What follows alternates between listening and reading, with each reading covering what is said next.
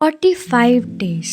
Not too much, not too little, just enough to change everything. Hi guys, so if you are a student of class 10 and searching that how you can utilize your 45 days for your board preparation, then this is for you.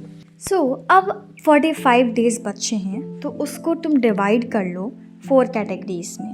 सबसे पहले 10 दिन में आपको syllabus complete करना है, 10 दिन में पूरा रिवीजन करना है और 10 दिन में आपको सैम्पल पेपर पे वाक्यूज लगाने हैं और बाकी के 10 दिन आपको रिवीजन करना है। अगर आप 40 डेज़ में 20 डेज़ अगर सिलेबस भी कर रहे हो, 20 डेज़ रिवीजन कर रहे हो, so it will be also good. So do it according to yourself, क्योंकि अब सिर्फ 40 दिन बचे हैं और इसमें ही सब कुछ करना है। Second thing is how to do revision. Revision can be only done by the sample papers, because उसमें ट्रेंड फॉलो किया जाता है कि कैसे क्वेश्चंस आ सकते हैं, और दूसरा रिविजन आप कर सकते हो PYQ से। ये दो चीज़ें बहुत ज़्यादा बेस्ट होती हैं रिविजन करने के लिए। एक चीज़ जो सबसे ज़्यादा मैंडेटरी है वो है आंसर राइटिंग प्रैक्टिस। अगर आप जब तक आंसर प्रैक्टिस नहीं करोगे कि कैसे लिखना है, कौन कौन से इंपॉर्टेंट पॉइंट्स होते हैं जो आपको आंसर में मैंडेटरी होते हैं कि उसको लिखोगे तो आपको अच्छे नंबर्स मिलेंगे, तो उसको भी आपको लिखना पड़ेगा। तो 3 चीज़ें हैं जो बहुत ज़्यादा मैंडेटरी हैं अपनी बोर्ड्स की प्रिपरेशन में। और अब ना वो टाइम आ गया है कि तुम सिर्फ पढ़ाई में अपना ध्यान लगाओ, ना कि और किसी एक्टिविटी में, क्योंकि एट द एंड आपका ये जो एक्टिविटीज़ आप कर रहे हो वो काम नहीं आएंगी। तो गाइस कंसिस्टेंटली आप 3-4 आवर्स इन अ डे पढ़ो, उसमें आप प्रॉपर रिवीजन करो। And one thing that maths को डेली प्रैक्टिस करना। आपके 3 सब्जेक्ट्स बहुत ज़्यादा मेन है, that is social science, maths and science. उस पर ज़्यादा फोकस करना, क्योंकि हिंदी इंग्लिश तो 4-5 दिन में भी हो जाएगी, because I have even done that. And मेरे ना प्री बोर्ड्स में बहुत ठीक नंबर आए हैं, जिस हिसाब से मैं एक दिन में पढ़ के जाती हूँ, हिंदी और इंग्लिश और IT भी।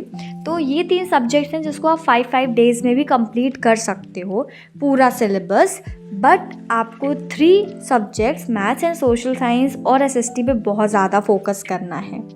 एंड अगर बात आती है कि सैम्पल पेपर्स कौन से यूज़ करने चाहिए, so you can go for Oswaal and Educart, because ये दोनों हैं जिस पर मैं ट्रस्ट करती हूँ एंड मैंने यूज़ भी किया है। मैं अपने पर्सनल एक्सपीरियंस से बता रही हूँ दैट एडुकार्ट और ओसवाल के sample papers are really very best. By the way this video is not sponsored, तो आप ले सकते हो, मैं प्रोडक्ट को टैग कर दूँगी, ठीक है। तो दोनों में से आप कोई सा भी ले सकते हो, या फिर अभी ना आजकल सैम्पल पेपर कंबाइंड वाले चले हैं तो वो ले लो, वो बहुत ज़्यादा फ़ायदे, एक ही बुक में आपको 4-5 सब्जेक्ट का मिल जाता है। और चैप्टर कैसे कंप्लीट करोगे, अब टाइम नहीं रह गया आपके पास कि आप नोट्स बनाओ बैठ के और लेक्चर लो, उसको 2x स्पीड पे करो या जितने भी आप सूटेबल हो उसको लो। एंड उसके बाद आप ना जो PPT मिलती है या फिर जो टेलीग्राम पे लिंक मिलती है नोट्स की, उसी में से पूरा एक बार लेक्चर लेने के बाद उसी को पूरा रिवाइज कर लो एंड पॉइंट्स को अपने दिमाग में रख लो।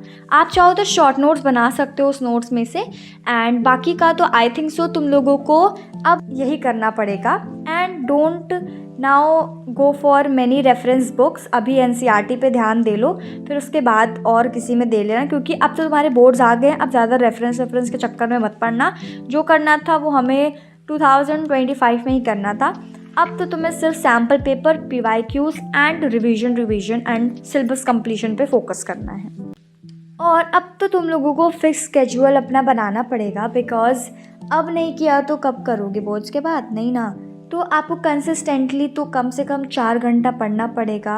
अगर आप सैम्पल पेपर बाय सिटिंग नहीं कर रहे हो, सिर्फ ओरली कर रहे हो, तो भी आपको 1 घंटा लगेगा। बाकी का आप 3 घंटे रिवीजन कर रहे हो, नोट्स कंप्लीट कर रहे हो, या जो भी आप कर रहे हो। बट आपको ऐसा नहीं है कि 1 दिन पढ़ा 2 दिन नहीं पढ़ा, ये आपको नहीं करना है, क्योंकि अभी का टाइम बहुत ज़्यादा क्रूशियल है। Even I am CBSE 10th grader, so I am also utilising my time.